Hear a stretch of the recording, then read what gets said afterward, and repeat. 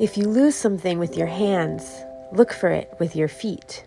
Or so the saying goes that told Woldemikael to search the sand with his toes for the ball of wisdom that dropped in the sea. Search for it with your feet. Walk barefoot on this earth and let the mud soak your toenails till they're so grimy it takes weeks to scrape off the traces of land pressed between skin and nail. Make things with your hands, big things and small things. Sandcastles and campfires. Knit your dog a sweater. Bake sourdough bread with wild yeast harvested from the air. Collect pine needles. Make something that feels real, even if it's just for a moment, even if it lasts forever. Tear up a piece of your journal and throw it into the sea and throw it into the fire and throw it into the river. Offer water to the mountains and to the tree that you hugged the day when you needed to be with someone very old. Step into the temples and holy places. Pray with them when they ask you to. But when you say the word God, think about your grandmother and the oak tree and the music drifting in the air and the waterfall that runs rivers down your back. Say the word God, but mean whatever it is that cannot be said. Touch it anyway, with your hands in the dirt, in the sand, in the ocean, in the mud of the riverbank. Touch it in the rough lines of the redwood's bark and in the tears of the pine tree who cries clear sap droplets. Drink the sap and wipe the stickiness into your hands that you cannot wash out. Nobody should cry alone. Grab a stick and pound the earth to your heartbeat. See what song comes next. When you've cried enough tears to wash away a ship of invaders, turn to dancing, with or without music. Ask your friends to howl at the moon with you. They will think it's a joke, but you know your wild self demands it. Greet people the way your ancestors greeted them, with kisses on the cheek and warm smiles. Ask how they are doing, how their parents are doing, how their aunts and uncles are doing, how their children are doing, how their siblings are doing. Take the time to remember everyone. Make a song that you only sing to the trees or to the ocean or to the sunrise. Keep it a secret.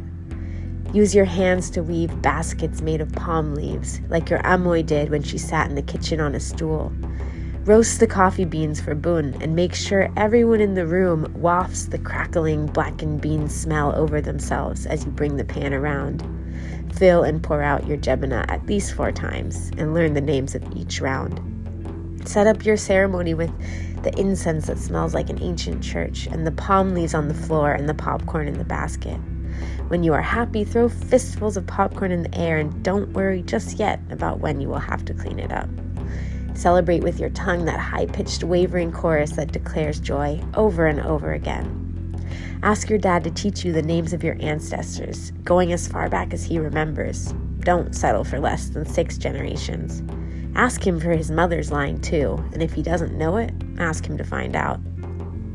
Tell people about your village and the way that the donkey jumped into the living room, and they gave you a chicken who was alive as a gift, who sat at your feet all tied up the whole 2-hour car ride back to the city.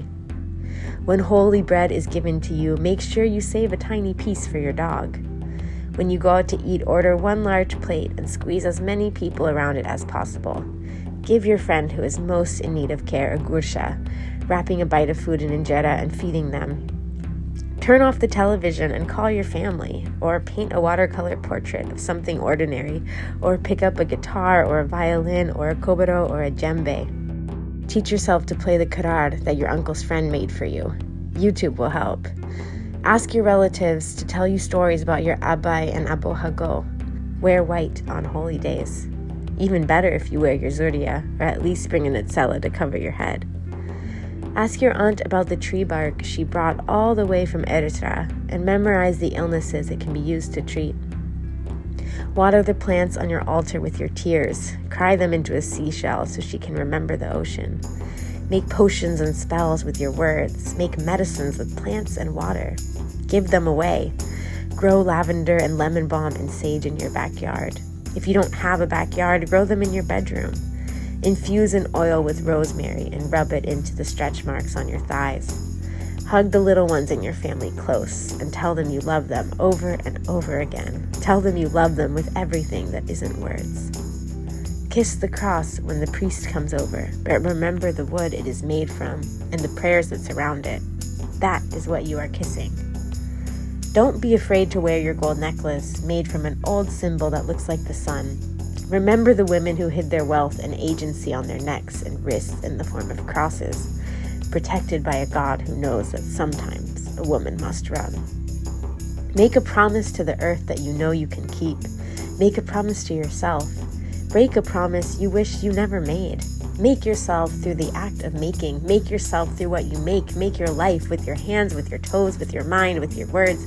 Make relationships and communities that won't easily break, just like the baskets your Amoy wove that can hold water. Don't keep the baskets on the shelf as display. Use them for injera and pass them around when you make popcorn.